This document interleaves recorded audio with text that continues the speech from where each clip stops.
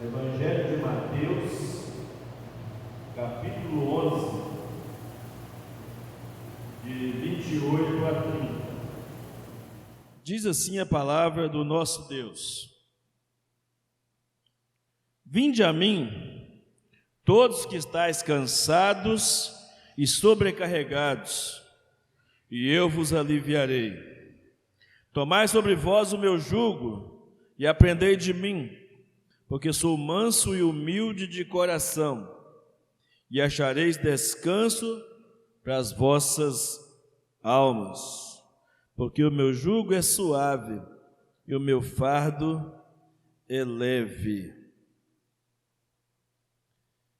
Oremos. Nosso Deus, queremos te agradecer pela tua palavra nesta noite e te pedir que, de alguma forma, nosso coração seja tocado, sensibilizado pela tua palavra, sejamos confrontados por ela, sejamos desafiados pela palavra, a vivermos movidos pela tua graça, ó Pai. Nos ajude a compreender a tua palavra e a sermos mais do que ouvintes, sermos praticantes dessa palavra. E para isso contamos com a tua graça e com a tua misericórdia. Contamos com o teu Espírito Santo, que nos capacita a compreender e a obedecer a tua palavra, Pai. Nos dê um coração ensinável, nos dê um coração obediente, nos dê um coração comprometido com a tua palavra. É a nossa oração nesta noite, em nome de Jesus. Amém e amém. Amém? Estamos numa campanha de oração, 31 dias de oração, já estamos no 6º dia, movidos pela graça, pelo crescimento da igreja. E quando pensamos em movidos pela graça, pelo crescimento da igreja, pensamos nesse mover da graça em muitos aspectos, em muitas dimensões, ou seja, em muitas oportunidades que nós temos de demonstrar o favor de Deus, a graça de Deus, nos nossos relacionamentos pessoais, interpessoais. Ontem nós falamos, na nossa reflexão, na nossa meditação, falamos de um Deus que vê, que ouve, de um Deus que atende o nosso clamor, de um Deus que conhece as nossas necessidades.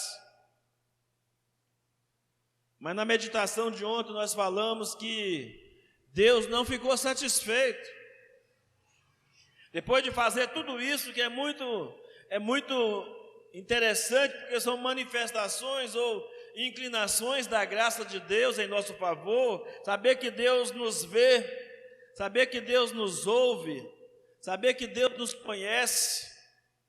Mas no texto que nós lemos em questão, capítulo 3, versos 7 e 8 de Êxodo, os irmãos devem ter recebido no seu celular a nossa reflexão, a nossa meditação. Então, lá diz que ele, além de fazer tudo isso, ele desceu até o povo. E como que Deus desceu no Velho Testamento até o povo? Através de suas manifestações, que nós chamamos de manifestações da graça. Quando Deus aparece no Horebe, na sarça ardente, diante de Moisés e diz: Moisés, tira a sandália dos teus pés, porque o lugar que você pisa é terra santa. Quando Deus aparece ao povo no Egito e envia as pragas para produzir ou promover a libertação do povo daquele cativeiro de 430 anos de opressão.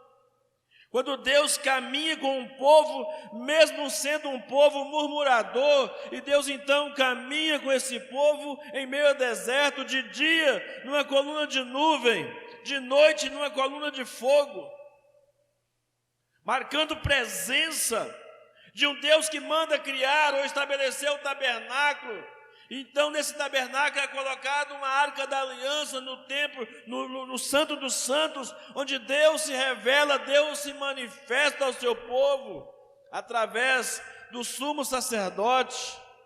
Ele fala o que ele tem a dizer ao seu povo, de um Deus que se manifesta, abrindo o mar vermelho para que o povo passe a pé enxuto, e de um Deus que no Monte Sinai entrega as tábuas dos 10 mandamentos como sinal do cuidado de Deus. Os 10 mandamentos não são proibições por proibições, são proteções, são mandamentos de liberdade, porque Deus sabe que se nós obedecermos a esses mandamentos, nós somos preservados para a glória dele. Então, em diversos momentos, até entrar pela conquista da terra prometida, vimos manifestações da graça de Deus, mas a Bíblia diz, no Novo Testamento, que na plenitude dos tempos, Deus envia o seu Filho, Jesus Cristo, em nosso favor. Deus agora vai um pouco mais adiante no mover e no manifestar da sua graça, meus irmãos, porque se no Velho Testamento ele apenas manifestava com seus sinais, agora no Novo Testamento, no tempo real da graça, ele mesmo pessoalmente vem ao encontro do homem, na pessoa de Jesus. A Bíblia diz que o Verbo se fez carne e habitou entre nós, cheio de graça e de verdade, e vimos a sua glória como a glória do unigênito do Pai. Em Filipenses 2, 5, 6, o apóstolo Paulo diz, nós devemos ter o mesmo, aliás, capítulo 2, versículo 5, ter o mesmo sentimento que houve em Cristo Jesus, que sendo Deus, não usou as prerrogativas de Deus em seu favor, usou em favor do outro, de mim e de você. Não é que ele deixou de ser Deus, ele não usou o poder em seu favor, usou em favor do outro. E esse outro sou eu e é você também, alvos da graça, alvos da compaixão de Deus. Por isso, nesta noite, dentro dessas multiformes maneiras de manifestar a graça de Deus, pensando nesse movimento da graça, eu quero chamar você a pensarmos nesta noite sobre movidos pela graça por meio da compaixão, ou movidos pela compaixão que fazem a diferença. Somos chamados para fazer a diferença. E a compaixão pode ser o que mais vai diferenciar um cristão de verdade de um cristão nominal. Talvez a compaixão seja uma das maiores marcas da demonstração de um amor que não é só de palavras, mas de um amor que se manifesta por ações, por atitudes. Na meditação de hoje nós vimos o relato de uma missionária que, passando pela Cracolândia, encontrou uma mulher que, aos olhos da humanidade, aos olhos talvez até dela mesma não tinha nenhuma esperança. E ao passar ali pela Cracolândia, uma missionária avistou uma mulher no meio da multidão, que se tornou alvo da compaixão, alvo da graça de Deus sobre a vida daquela mulher. Aquela missionária simplesmente foi ao encontro daquela mulher de nome Silvia, a abraçou. Pensa, irmãos, numa mulher, dias e dias na rua sem banho, usando drogas o tempo todo, bebida, o crack, e a sujeira depois de muitos dias ali, só a pele e o osso. que é isso que o crack faz, deixa a pessoa totalmente destruída, fisicamente, moralmente, em todos os aspectos, emocionalmente, espiritualmente. E aquela missionária foi, simplesmente abraçou aquela mulher no meio da Cracolândia de São Paulo. E aquele abraço revolucionou, mudou a vida daquela mulher. Qual de vocês, ou qual de nós aqui talvez abraçaríamos aquela mulher naquela condição?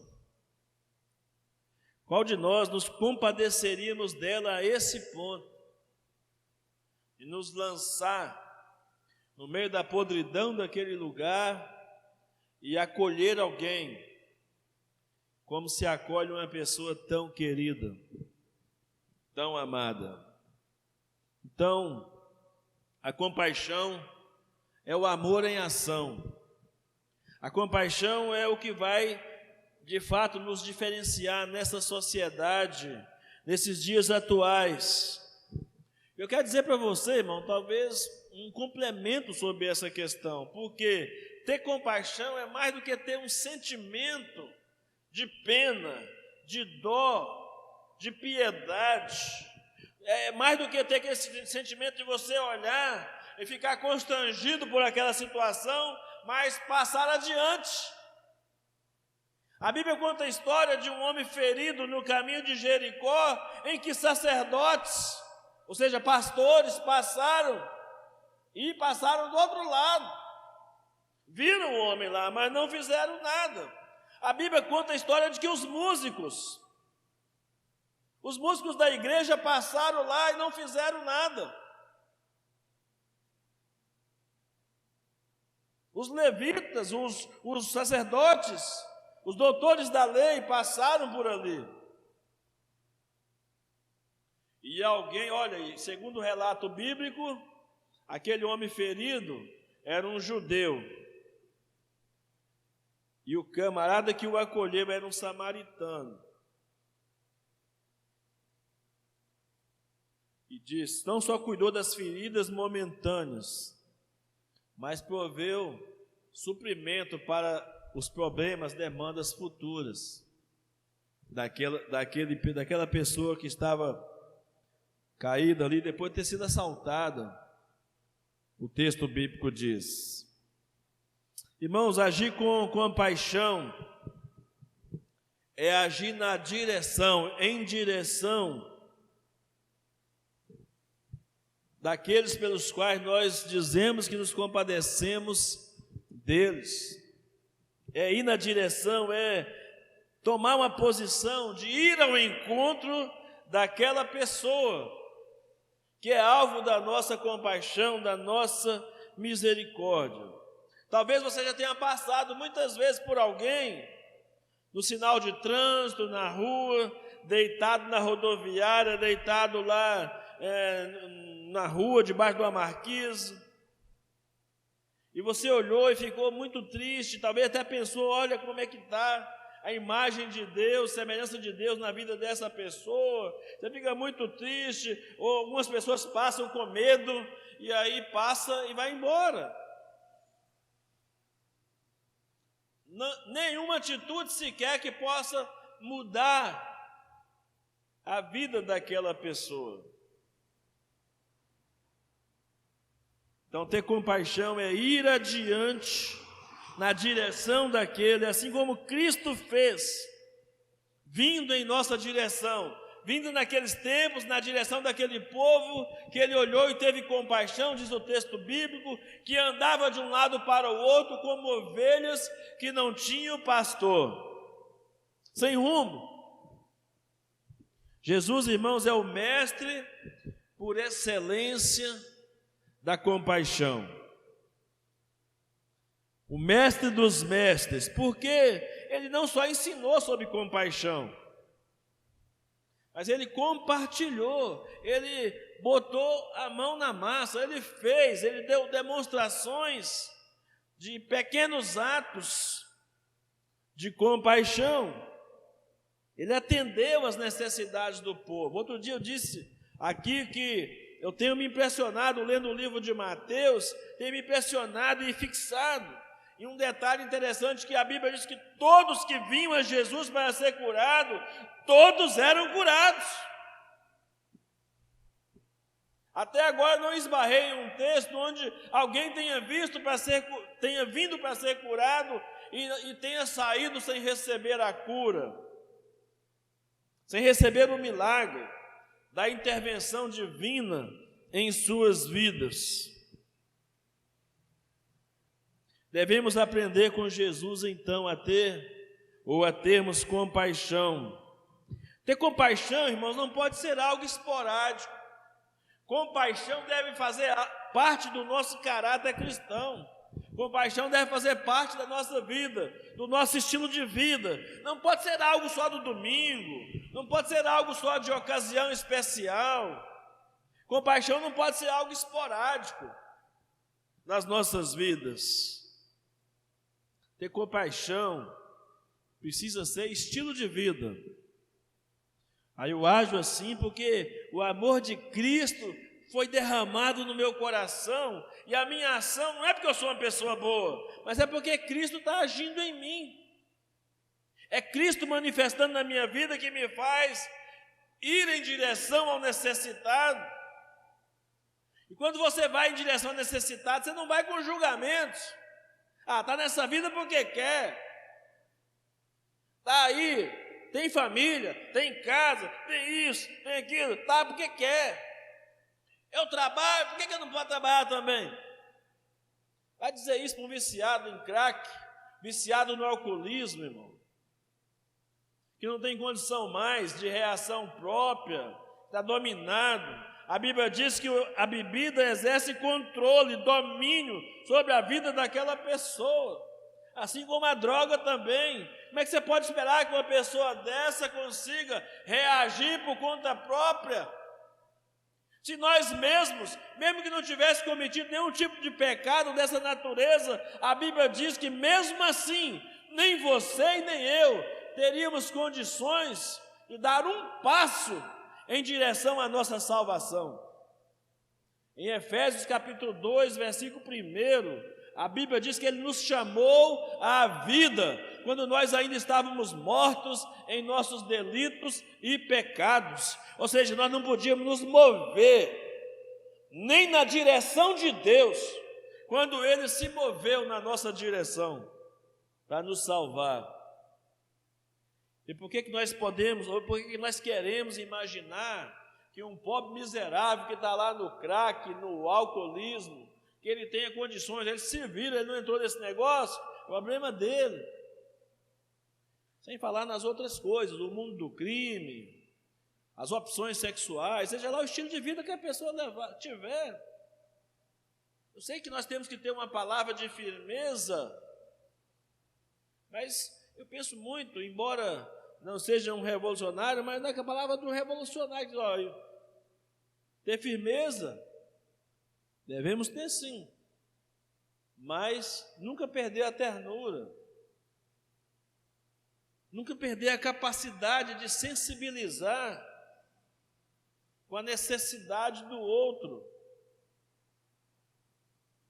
Precisamos urgentemente de resgatar em nós o sentimento ou a ação da compaixão, para que ela se torne um estilo de vida, para que, movidos pela compaixão, possamos fazer diferença na vida das pessoas. E ter compaixão, olha, embora o dicionário, se você pegar qualquer dicionário, ele vai dizer que compaixão é dó, além de pesar e outras palavras mais que o dicionário possa definir. Na verdade, não são a mesma coisa. Deveria até ser a mesma coisa, mas não são. Existem conotações diferentes para a palavra compaixão e para a palavra dó. Tanto que, quando você fala de dó, muita gente diz assim, eu não quero ser alvo da dó de ninguém. A arrogância e o orgulho, às vezes a pessoa está precisando ser ajudada, Mas ela diz: eu não quero ser alvo da dó de ninguém. Mas você sabe por que a pessoa diz isso? Porque geralmente quando alguém tem dó de alguém, não faz nada para ajudar essa pessoa. Geralmente quando alguém tem dó de alguém, essa pessoa muitas vezes até tripudia diante do fracasso da outra pessoa. Muitas vezes quando alguém diz que tem dó de alguém, ao mesmo tempo ele tem também um julgamento para fazer. Eu não te falei, eu não te avisei que não ia dar certo, você caiu porque quis. Isso é dó. Dó é só um sentimento de pesar por uma pessoa ou por uma situação. O grande problema da dó é que ela não passa de sentimento. Você fica muito sentimento, você fica muito sentido, mas você não faz nada, absolutamente nada, para amenizar a dor do outro, a necessidade do outro. Você sequer consegue ter empatia. O que é empatia? É se colocar no lugar do outro. Você nem consegue imaginar isso. Pelo contrário, eu cair nessa vida, cair nessa situação, jamais. Me imaginar nessa situação, não posso.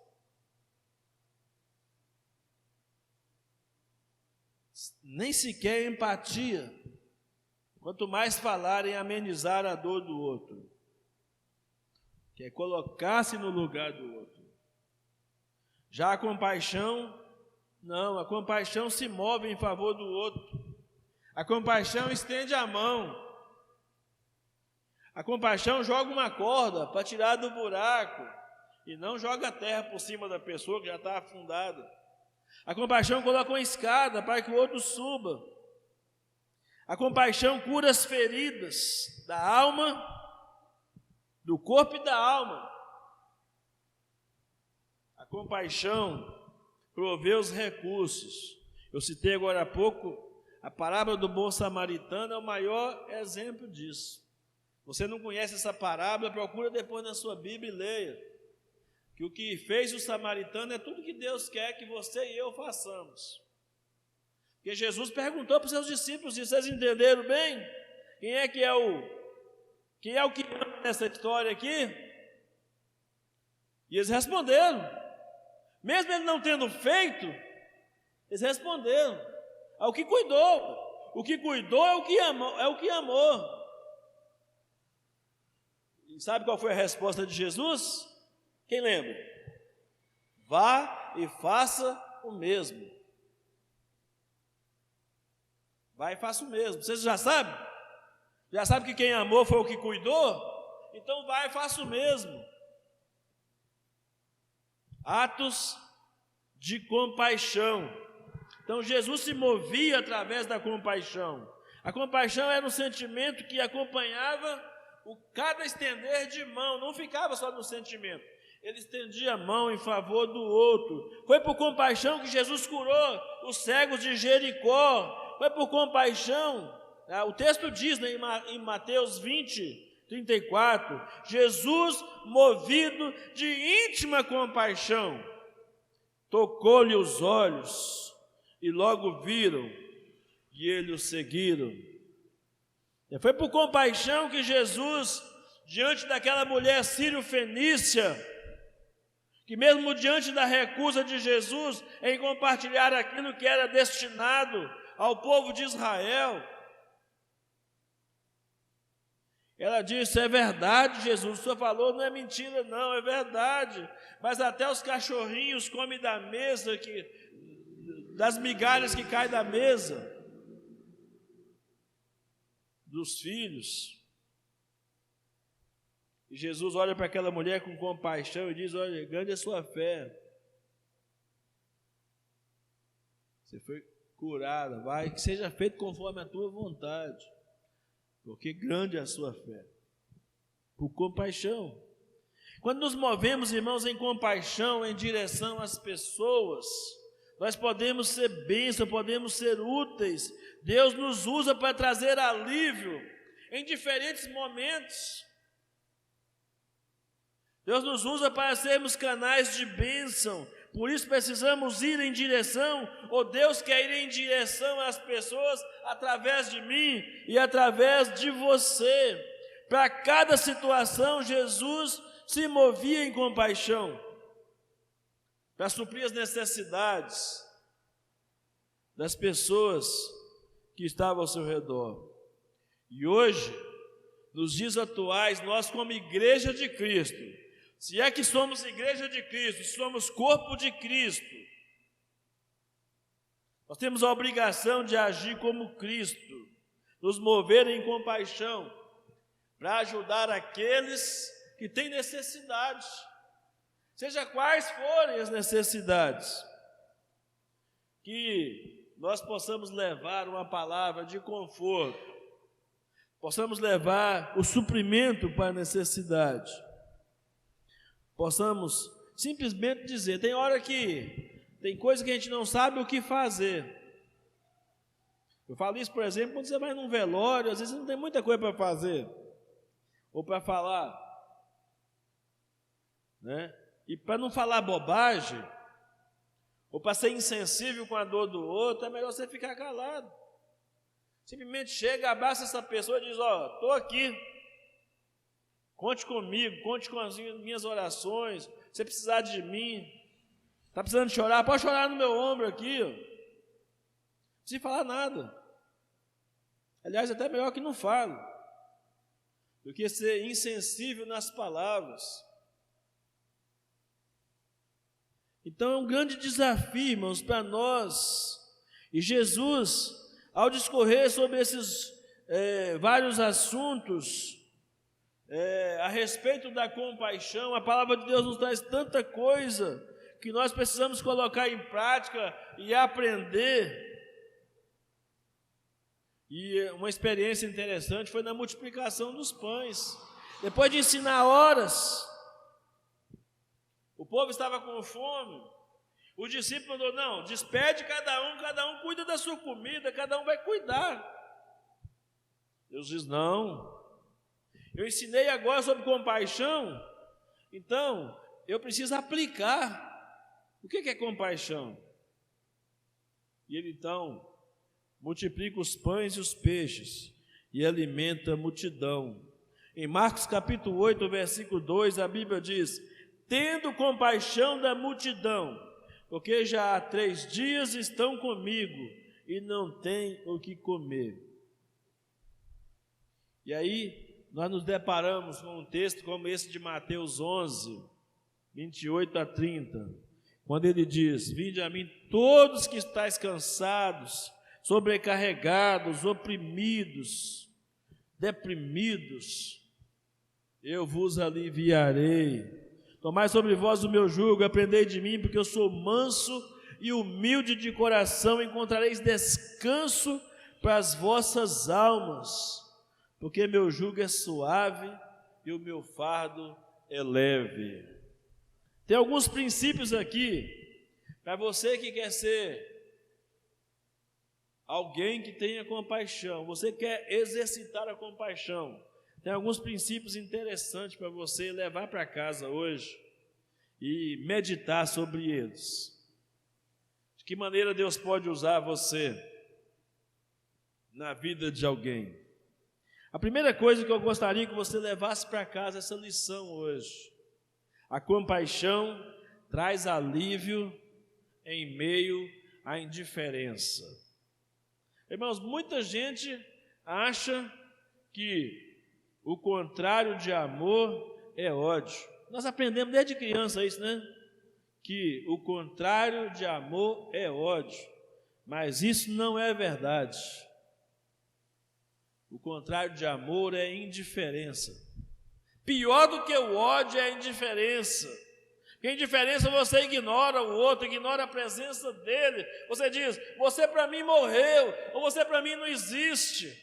E toda vez que você passa por alguém necessitado, toda vez que você sabe de alguém que está precisando da sua ajuda, e você pode ajudar, e você pode pelo menos mobilizar pessoas para ajudar aquela pessoa, e você não faz, você está agindo com indiferença.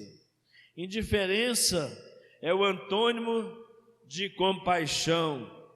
Não podemos, irmãos, nós não podemos olhar para as pessoas e para as situações com indiferença. Não é possível que a gente vai ver o sofrimento das pessoas e isso não vai nos incomodar. Isso eu falo em todos os aspectos, inclusive no espiritual, porque se você diz que ama alguém, tem compaixão de alguém, é amigo de alguém, e você não ora por essa pessoa, você não fala de Jesus por essa pessoa, na verdade você não ama, na verdade você tem indiferença. Talvez a amizade ou o companheirismo dessa pessoa, para você, é só quando lhe interessa.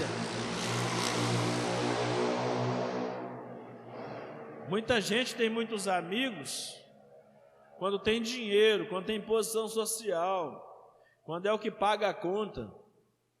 Mas depois, se acaba tudo, ele perde os amigos que tem.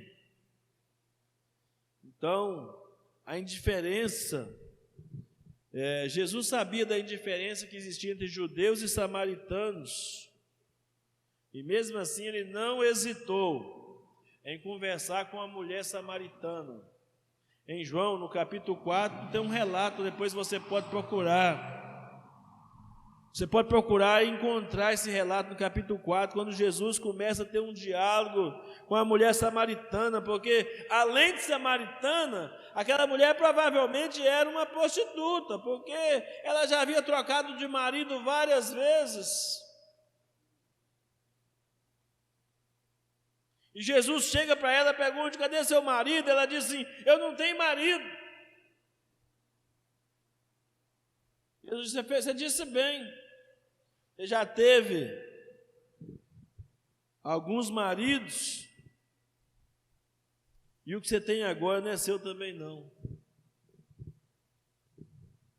Mas Jesus olhou para aquela mulher com um olhar diferente, com um olhar de misericórdia, com um olhar de graça. Ele se importou com ela, ele deu atenção para ela quando ninguém dava atenção. Não era comum um homem judeu conversar com uma mulher samaritana. Ele deu total atenção àquela mulher, a ponto de dizer para ela: se você soubesse quem é que fala com você, você pediria água da vida, eu te daria água da vida. E você nunca mais teria sede, necessidade. Em outras palavras, Jesus estava dizendo para aquela mulher que todas as tentativas dela de ter a aprovação dos homens foram tentativas frustradas. Aquela necessidade que a mulher tinha de estar sempre trocando de marido, era uma necessidade de suprir carências emocionais, sexuais, mas acima de tudo, era uma necessidade de aprovação da sociedade. Jesus disse àquela mulher: olha, se você beber da água que eu lhe der, nunca mais você vai ter sede, nunca mais você vai precisar da aprovação dos homens, porque o Rei dos Reis, o Senhor dos Senhores, aprovou a sua vida. E quando Ele aprova a sua vida, você se torna uma pessoa especial aos olhos de Deus, para a glória dele mesmo. Depois, se você quiser entender melhor esse relato, você lê o capítulo 4 de João. E essa mulher se tornou uma missionária depois, foi lá na vila e contou sobre Jesus, disse: olha, sabemos que este é o verdadeiro Cristo, o Salvador do mundo, ela disse. A segunda coisa que você precisa levar para casa hoje, e guardar no seu coração e praticar. Primeiro, o que nós falamos aqui: não tratar ninguém com indiferença.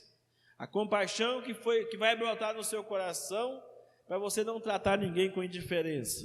A segunda coisa que você tem que entender é que a compaixão traz alívio na hora da dor e do sofrimento causados pela morte.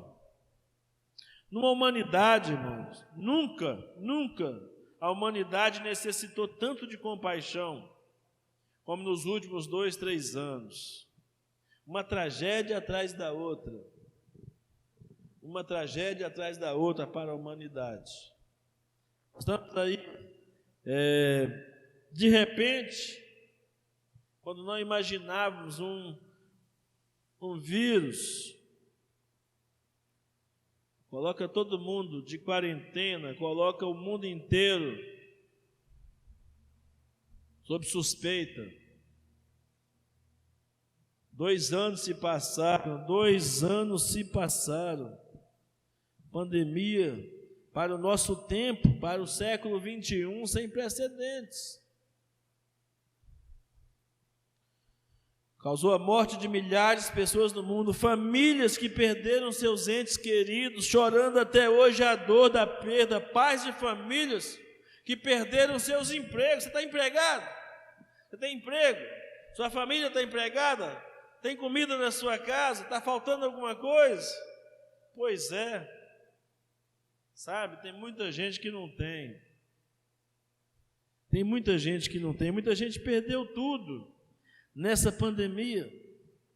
Recentemente vimos, há 15 dias, talvez, a tragédia em Petrópolis. Que dor, que sofrimento para aquele povo, irmãos.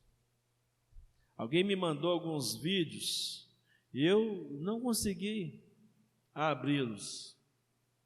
Ao que acabou a enchente, os corpos de milhares de pessoas, de várias pessoas, retorcidas no meio da lama, no meio das árvores, resto de concreto. Eu não consegui ver aquelas fotos, aqueles vídeos. E agora, por último, a guerra na Ucrânia. A ONU já disse que são mais de 1,5 milhão de refugiados, de pessoas que não olharam para trás, simplesmente largou tudo para trás, os que conseguiram, porque muitos morreram. Muitos ficaram separados das suas famílias, sabe-se lá quando vão encontrar algum dia. Saíram sem certeza alguma de que voltarão algum dia às suas próprias casas, para o seu próprio país. Ainda encontra gente para fazer piada com as mulheres da Ucrânia. Homens que tinham que dar o exemplo, ainda consegue fazer piada com as mulheres da Ucrânia. Lamentável o nível de insensibilidade no coração das pessoas. Então, quando alguém que amamos morre, nós experimentamos a dor e um sofrimento terrível. Nós somos obrigados a conviver com a saudade causada pela ausência daquele que não mais podemos ver, abraçar, sentir. A Bíblia conta a história da viúva de Naim. Jesus sensibilizou na hora da dor, a dor na hora da morte daquela mulher, e ressuscitou o seu filho que já estava dentro do caixão, sendo levado para ser sepultado. Ninguém conhece, ninguém entende tanto da dor do outro, mas deveríamos pelo menos imaginar, já que nós também passamos por perdas.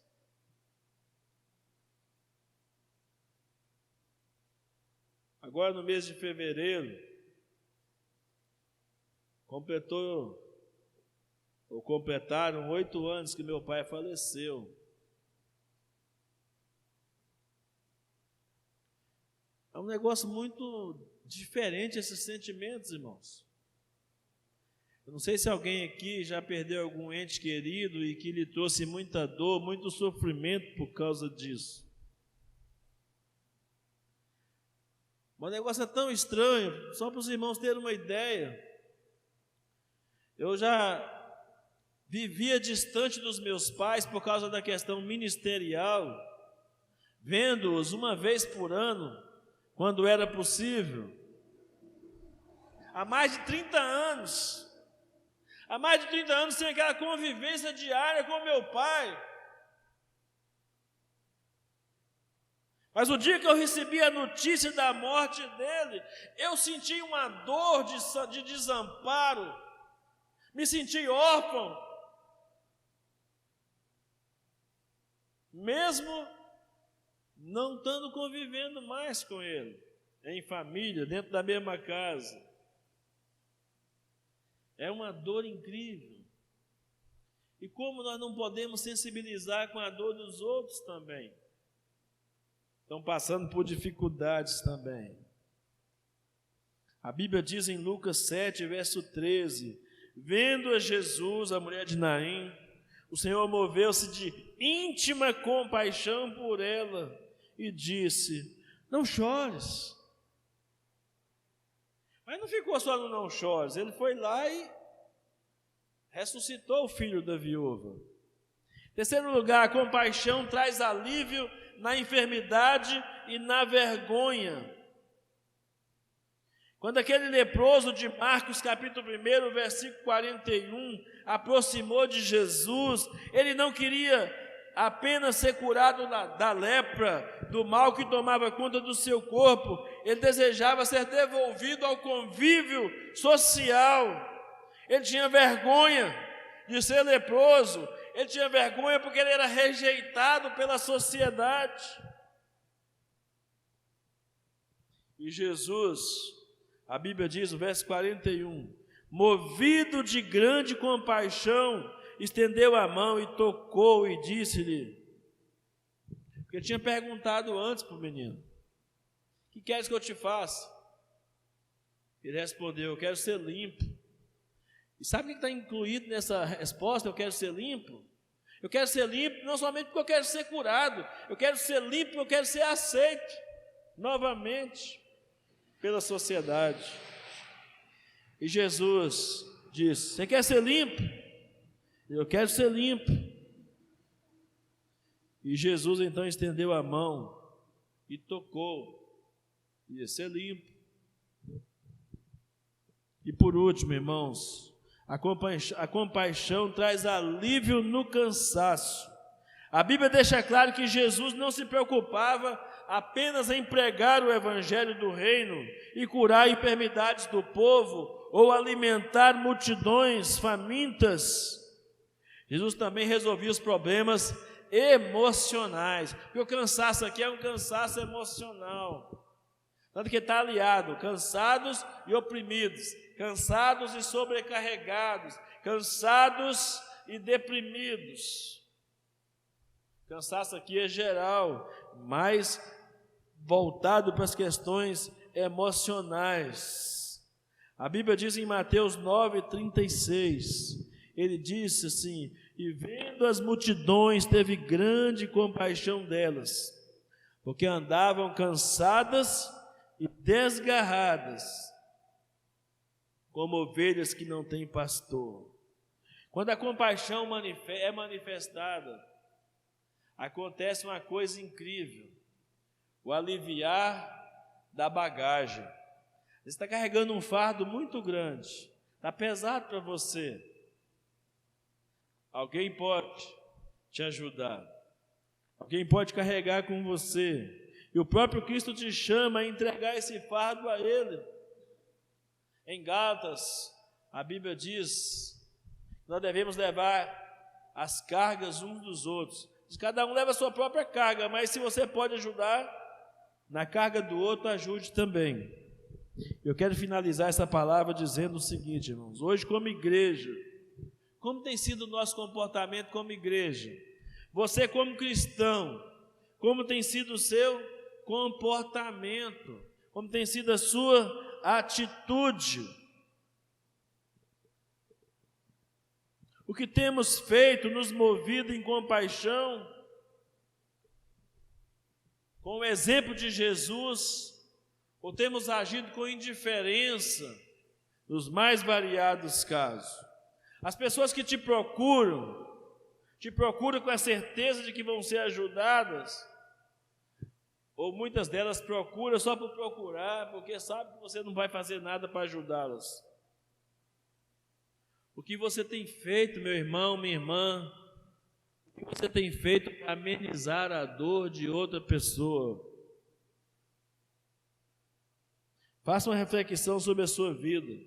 Mas não pense somente assim, mas ninguém tem dó de mim, ninguém tem compaixão de mim, por que eu vou ter compaixão dos outros? Não pense nisso não, irmão. Isso é egoísmo, isso é egocentrismo, você tem que pensar no outro primeiro. Altruísmo é pensar no outro primeiro, não é pensar em você primeiro. E tem gente que ainda não entendeu isso, e quando nós ajudamos alguém, o maior beneficiado somos nós mesmos. É igual a história do perdão. Quem reluta em perdoar, continua escravo da situação e da outra pessoa, porque quem perdoa se liberta. O maior benefício do perdão é para quem concede o perdão. O outro, se você perdoar ou não, a vida dele vai continuar do mesmo jeito. Mas o perdão faz diferença para você.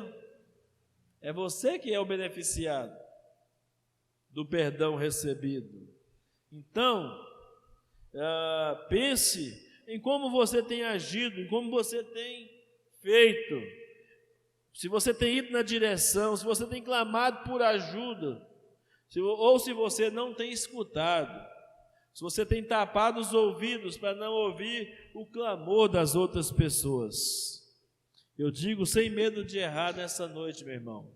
Hoje, o dia, o tempo que se chama hoje, é um tempo de arrependimento de nossas obras mortas. É um tempo de arrependimento do que nós temos deixado de fazer. Porque a gente tem um conceito errado de pecado. A gente pensa que pecado é só fazer coisa errada, mas a Bíblia não ensina isso. A Bíblia ensina também em Tiago capítulo 4, se não estiver enganado, versículo 17, ele diz que quem sabe fazer o bem e não faz, comete pecados. Pense nisso, coloque seu coração diante de Deus, seja pelo menos grato, seja pelo menos generoso. Se você foi alcançado, é porque Jesus se moveu em compaixão por você. Então se mova em compaixão de alguém, ajude alguém. Ele não poupou a sua própria vida para nos salvar. Por que nós queremos nos poupar para poder salvar alguém? Essa é uma pergunta que tem que ser respondida na coletividade, nós como igreja, e essa é uma pergunta que você tem que responder no seu coração também. O que eu tenho feito como movimentos da graça através da compaixão? Que Deus nos ajude a entender isso e que o Espírito Santo nos capacite para viver assim. Amém? Glória a Deus. Leve essa lição para essa semana. Depois você me diz se você teve a oportunidade de demonstrar compaixão para alguém. Eu vou querer saber. Não precisa não, mas é só para mim saber se você entendeu isso. E a gente orar junto, chorar junto. Tanto se você ajudou, quanto você teve a oportunidade para ajudar e não ajudou. Para fechar, deixa eu contar uma história rapidinho aqui. Eu me lembro uma vez, quando eu era seminarista ainda em Belo Horizonte. A minha roupa era bem velhinha mesmo. E eu estava passeando com um camarada que era seminarista católico, no centro de Belo Horizonte. Ele estava com uma jaqueta, irmãos, muito bonita, novinha. Estava estreando aquela jaqueta naquele dia, presente da mãe dele. E na caminhada nós encontramos um menino de rua à noite, quase 11 horas da noite. O menino estava tremendo de frio. Eles, lá em Belo Horizonte, tem uns negócios lá, uns bueiros perto das lojas, que sobe um calor, sei lá o que é. Sai de dentro daqueles bueiros lá, um calor. E os meninos de rua geralmente deitam naquele negócio lá para ficar aquecido à noite. E esse menino estava com muito frio.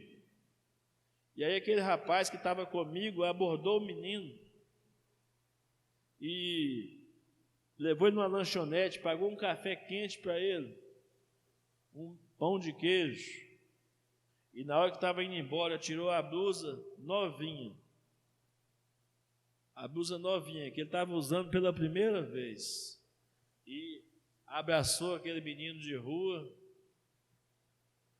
com a blusa nova. Era o mês de junho ou julho, tempo de muito frio. Ele voltou para casa com frio, mas deu a blusa novinha. Eu fui para casa envergonhado, porque aquele rapaz teve mais compaixão do que eu. Aprendi essa lição para nunca mais esquecer na minha vida. Não deixe para o outro a oportunidade que Deus deu a você para ter compaixão de alguém. Amém? Vamos orar? Senhor, nós te agradecemos nesta noite pela tua palavra. Obrigado, ó Deus. Quantas oportunidades nós temos e queremos muitas vezes fugir delas, mas te pedimos que haja um mover do teu Espírito Santo no movimento contrário em nossas vidas, para que nós sensibilizemos com as necessidades dos outros, sejamos um canal de bênção, que seja um tempo de arrependimento de obras mortas essa noite, seja um tempo de salvação para as nossas vidas. É a nossa oração, nosso desejo, em nome de Jesus. Amém e amém.